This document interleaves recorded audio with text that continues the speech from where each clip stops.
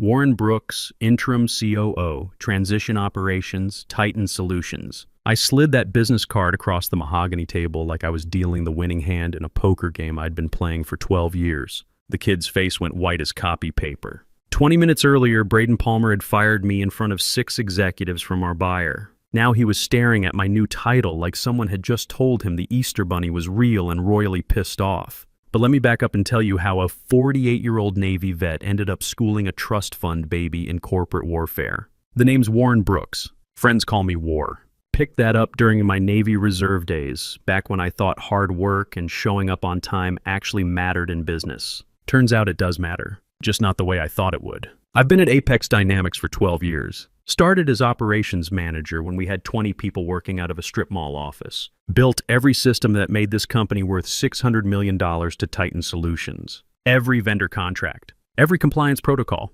Every backup plan that kept us alive when things went sideways. Then our CEO decided to retire. No warning, no transition plan. Just a goodbye email on Friday and an empty corner office on Monday. That's when Braden showed up. Kid's 25 years old. CEO's nephew, has an MBA from some party school and exactly 0 days of real-world experience. First thing he did was print himself a laminated badge and grab a coffee mug that said "World's Okayest Leader." I should have known right then we were screwed. Braden called an all-hands meeting his first day. Walked in wearing a blazer that cost more than my mortgage payment and opened with this gem. "We're going to disrupt some paradigms, people." I looked around the room. Our head of finance was 43 years old with 2 kids in college. Our operations director had been running warehouses since before Braden learned to drive. These weren't people who needed their paradigms disrupted. They needed steady leadership and clear direction. But Braden had other ideas. See, there's a difference between leading and performing. I learned that in the Navy. Real leadership happens in the details nobody wants to handle. The vendor contracts that keep your supply chain running. The compliance reports that keep federal regulators from shutting you down. The backup systems that save your company when everything breaks at once. Braden's version of leadership was PowerPoint slides and buzzwords. Within a week, 3 department heads were calling me directly. Not Braden, me. Legal couldn't finalize our biggest contract because Braden claimed he had master access to our signature authority. Turns out he thought that was just a feeling, not an actual system permission. Finance couldn't get budget approvals because the kid kept replying "circle back" to every email like it was some magic spell that made problems disappear. Procurement was stuck because Braden had streamlined our vendor approval process by removing the steps that actually verified companies weren't scams. Me, I kept the lights on, made the calls, fixed the problems, worked weekends to clean up the messes he created during the week. Look, I'm 48 years old. My kid's a junior in college. That's $30,000 a year I can't just stop paying. My wife Sarah has been patient with the long hours for 12 years because she knew I was building something real, something that would set us up for the future. I wasn't about to let some kid with a business degree flush that down the toilet. But I was tired, dead tired, not just from the work. From watching 12 years of careful planning get torn apart by someone who thought innovation meant ignoring everything that came before him. That warehouse logistics system that saved us during Hurricane Isabel, I built that. The vendor relationships that got us preferred pricing when supply chains broke during COVID, those were mine. The disaster recovery plan that kept us running when our main server died, I wrote that on a Sunday afternoon, while Braden was probably posting motivational quotes on social media. So when Diana Kruger from Titan Solutions reached out asking if we had any continuity frameworks to help with the acquisition, I didn't hesitate. I didn't give her corporate speak. I gave her the truth. One document, password protected, showing exactly how Apex actually worked. Not how Braden said it worked. How it really worked. The systems that mattered. The people who knew what they were doing. The vendor relationships that kept us profitable. The compliance protocols that kept us legal. I wasn't trying to save my job. I'd already started updating my resume. But I wasn't going to let 12 years of work get destroyed by incompetence either. Diana responded within an hour, "This is incredibly helpful. Can I share this with Braden?" I wrote back, "Maybe hold off on that for now." That was the moment everything changed. Suddenly, I was getting copied on emails I wasn't supposed to see. Internal risk assessments from Titan's due diligence team. Integration timelines that mentioned my name specifically. HR forecasts that referenced key operational personnel retention. Then Diana sent me a direct message. "Warren, what's your assessment of the vendor integration timeline under the current leadership structure?" Not ask Braden what he thinks. She asked me directly. Then came the legal document.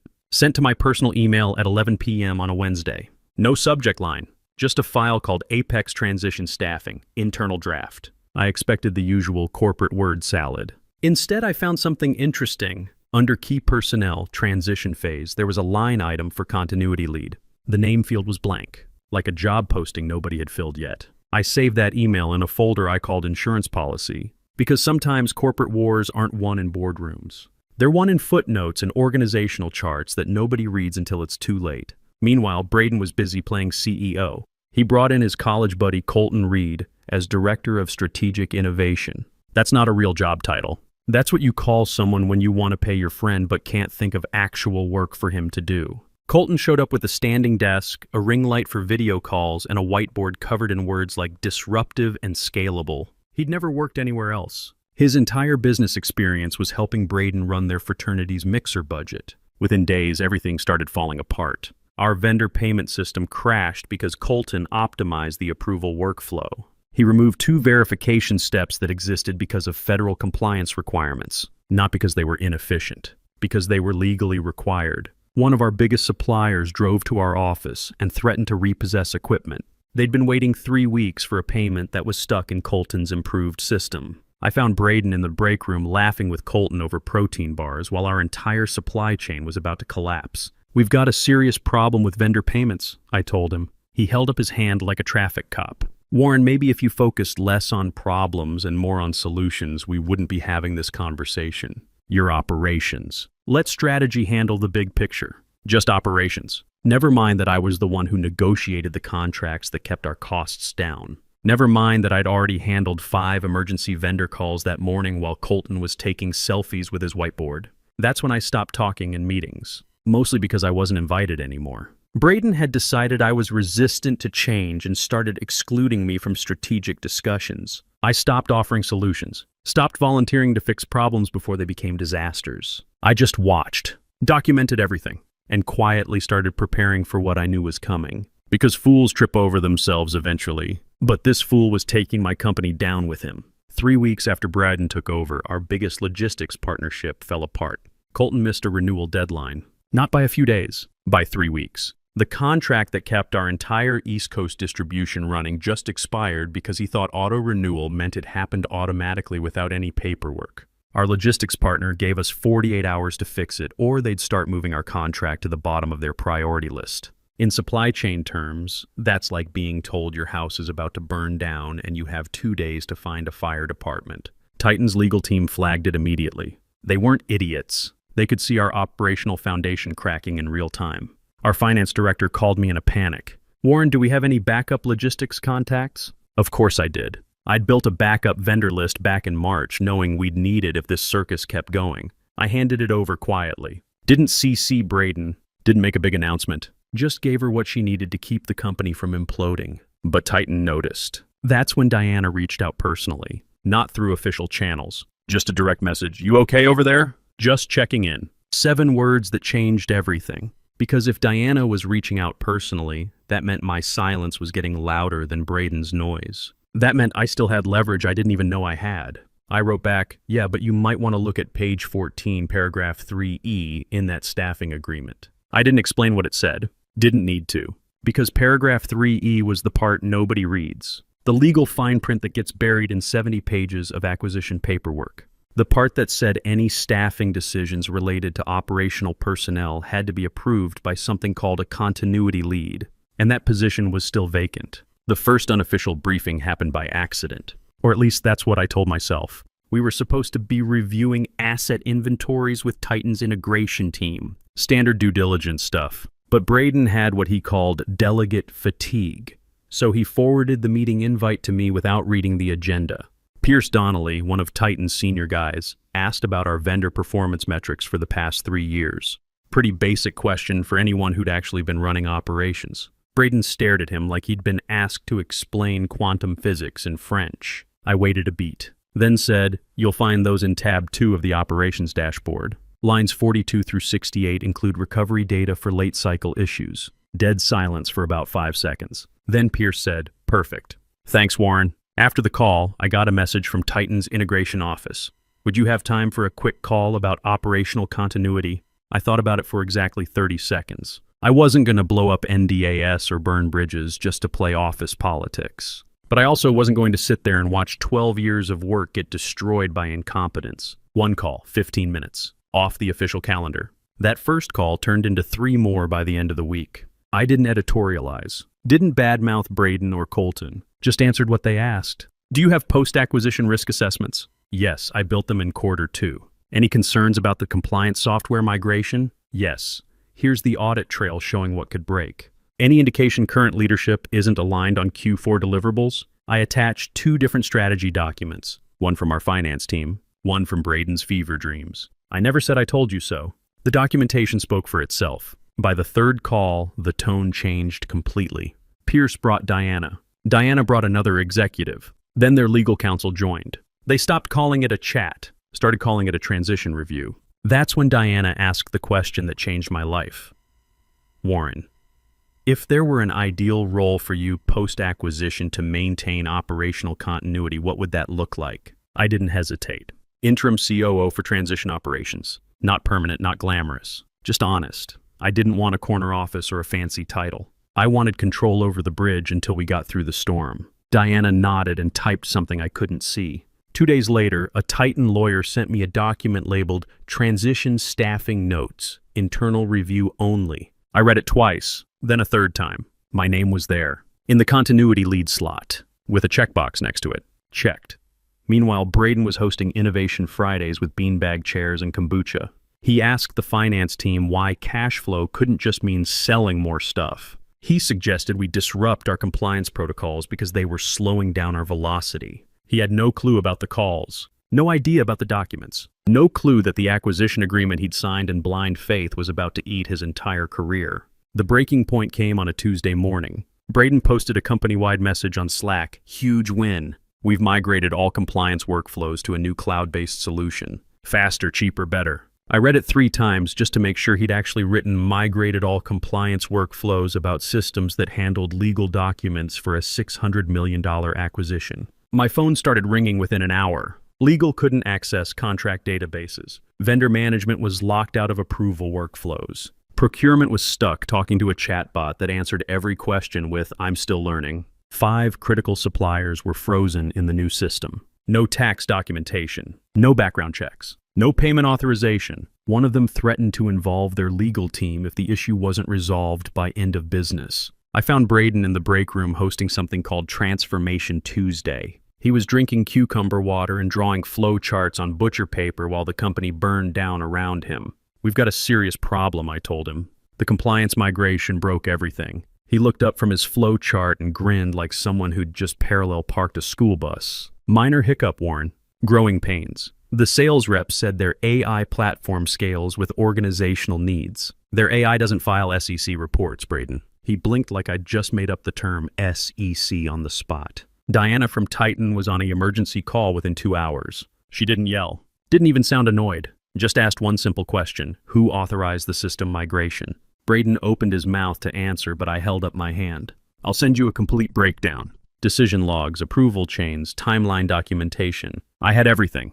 Screenshots of Slack conversations where Braden told Colton to just rip the Band-Aid off. Email threads where department heads asked for more time to review the migration plan. Meeting notes where I'd specifically warned about compliance risks. I sent it all to Diana in one clean package. Time-stamped, documented. Objective.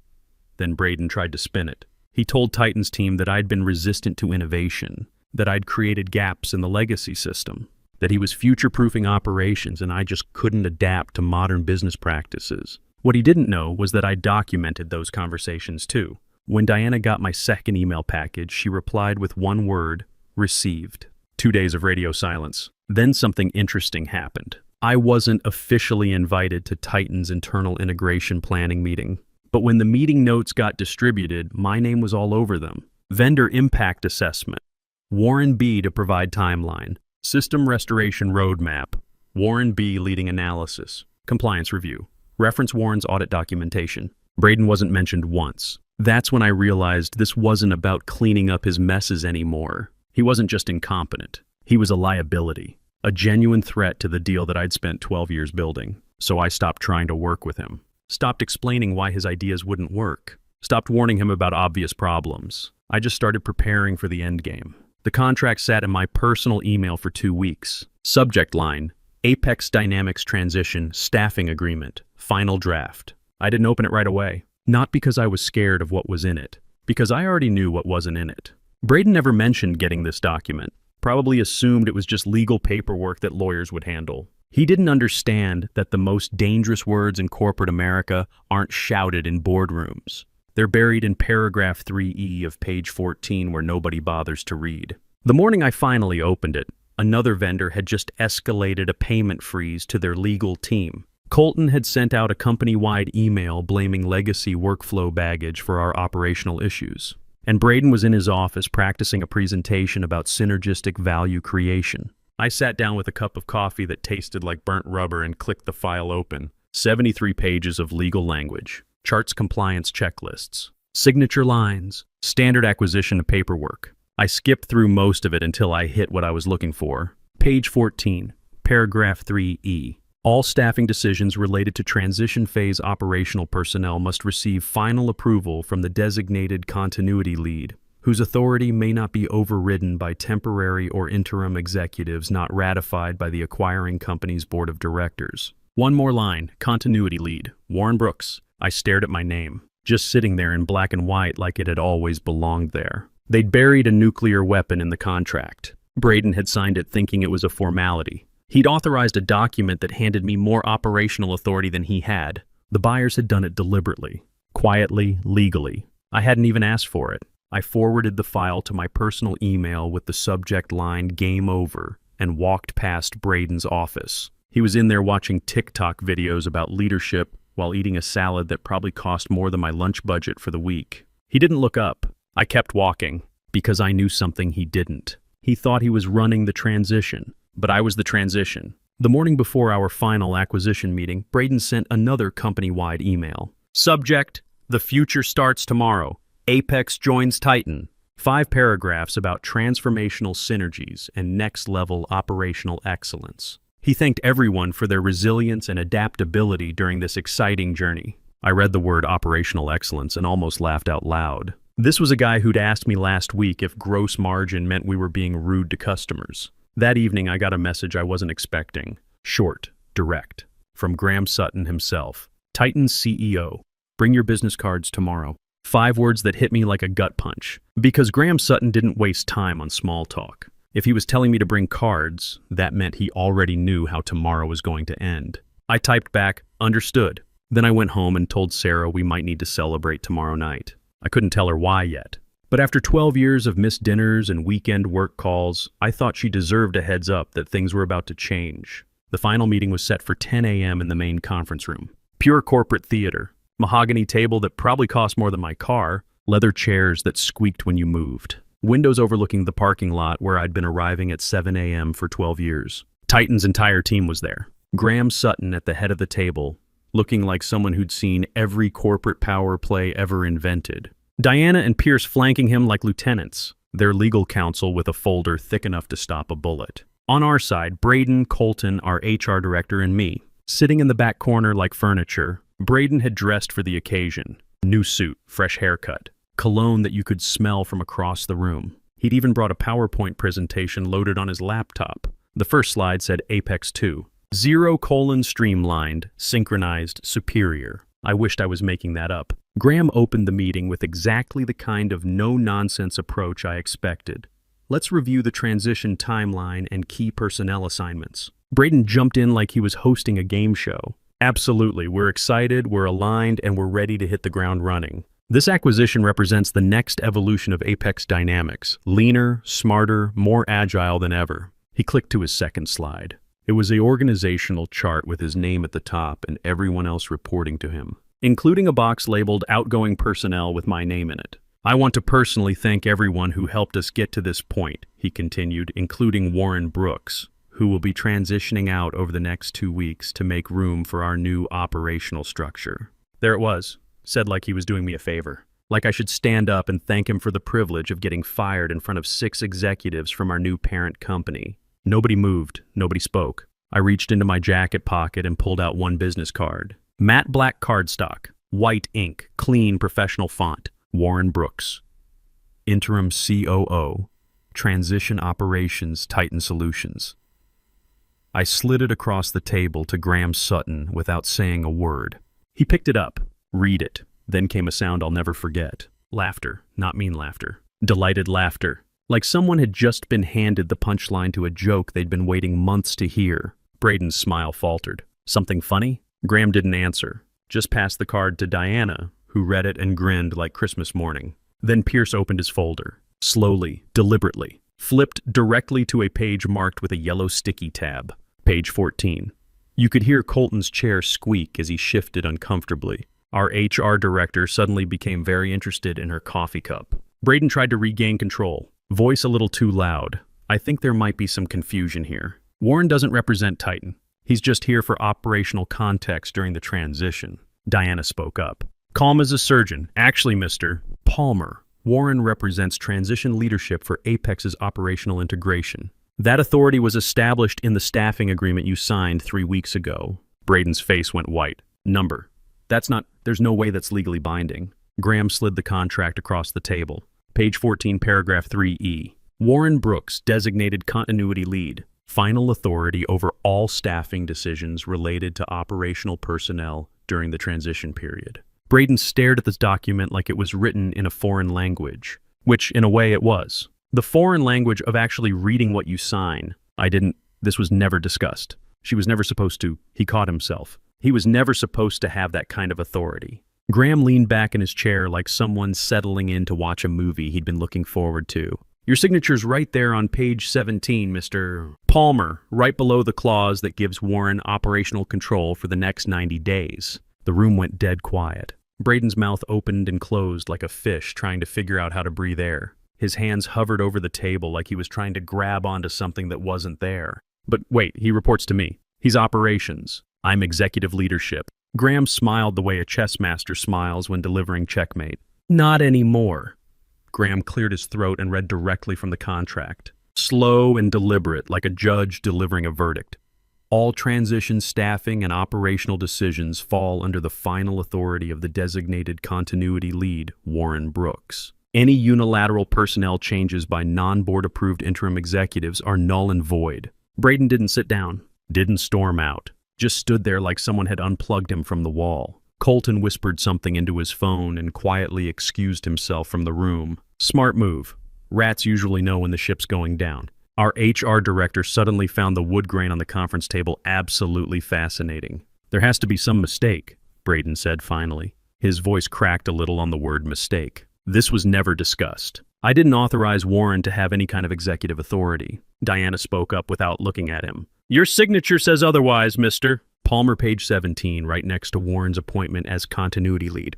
Graham flipped the contract around so Braden could see his own signature. Black ink on white paper, right below the paragraph that had just ended his corporate career. Legal said it was standard transition paperwork. Boilerplate stuff. It was standard, Graham said. Standard for acquisitions where the interim leadership lacks operational experience. That hung in the air for about 10 seconds. The kind of silence that feels like everyone in the room is holding their breath. Braden tried one more time, but Warren reports to me. He's been reporting to me for 2 months. I'm the executive in charge of this transition. Graham didn't raise his voice, didn't even change his expression. Just leaned back in his chair like someone adjusting a chess piece. About that transition, Braden. We're making some adjustments to your role. Pierce pulled out another folder. This one was thin, like 1 page thin. Effective immediately, you'll be reassigned to facilities management at our Kansas City location. Night shift, warehouse operations. They could use someone to help coordinate forklift schedules and loading dock rotations. The room went dead quiet. You could hear the air conditioning humming in the walls. Braden's mouth opened and closed a few times. No sound came out.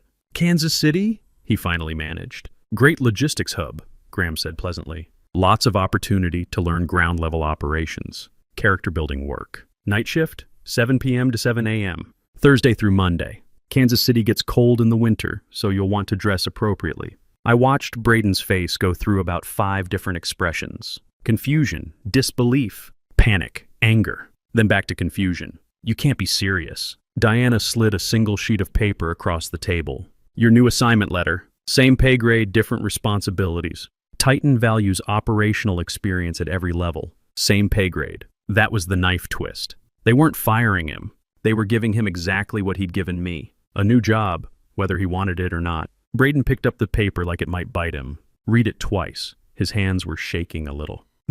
You can't just reassign me to manual labor. I have an MBA. I've been running this company for 2 months. Graham's expression didn't change. And Warren's been building it for 12 years. We prefer experience over credentials. I didn't say anything. Didn't gloat, didn't smile. Just sat there and watched 12 years of work get validated by the people who'd actually been paying attention. Pierce handed me an envelope. Thick cardstock. Titan letterhead. Inside, my official appointment letter. Interim COO, transition operations. 90-day term with possibility of extension. Salary bump that would cover my kids' college tuition without me having to work weekends for the next 2 years.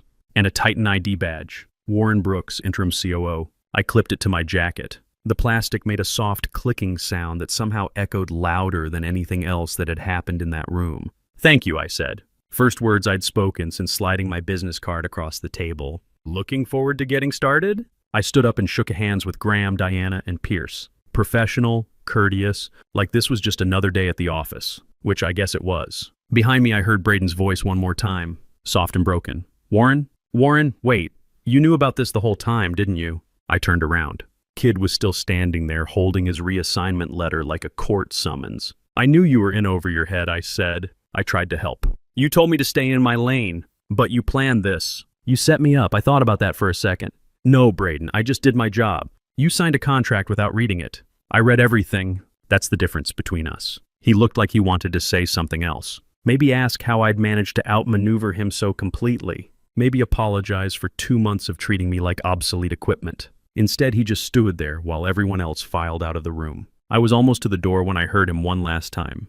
Kansas City? I didn't turn around. They have good barbecue, and that was it. 12 years of building something real. 2 months of watching someone try to tear it down, and one business card that changed everything. I walked back to my desk, my old desk, and started making a list of everything that needed to be fixed before the integration went live. Vendor relationships to rebuild, compliance systems to restore, operational procedures to document for the new team. Real work, the kind of work that keeps companies running and people employed and supply chains moving. The kind of work I'd been doing all along. 3 hours later, Sarah called to ask how the meeting went. Good, I told her. Really good. How does dinner at that steakhouse sound tonight? Can we afford it? Yeah, I said, looking at my new Titan badge. We can afford it. That evening, while Sarah and I were sharing a bottle of wine that didn't come from the discount rack, my phone buzzed with a text from an unknown number. This is Braden. I start in Kansas City next week. I wanted to say, I think I understand now. What you were trying to tell me.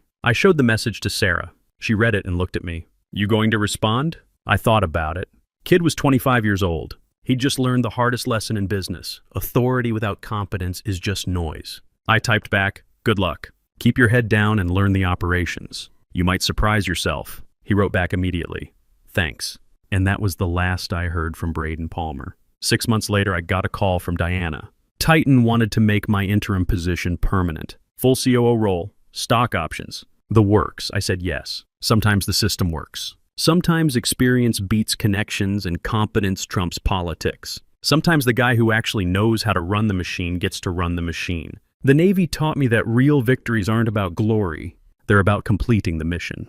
And my mission was keeping the lights on while everyone else figured out who was really in charge. Turns out it was me all along. I just had to wait for everyone else to figure it out.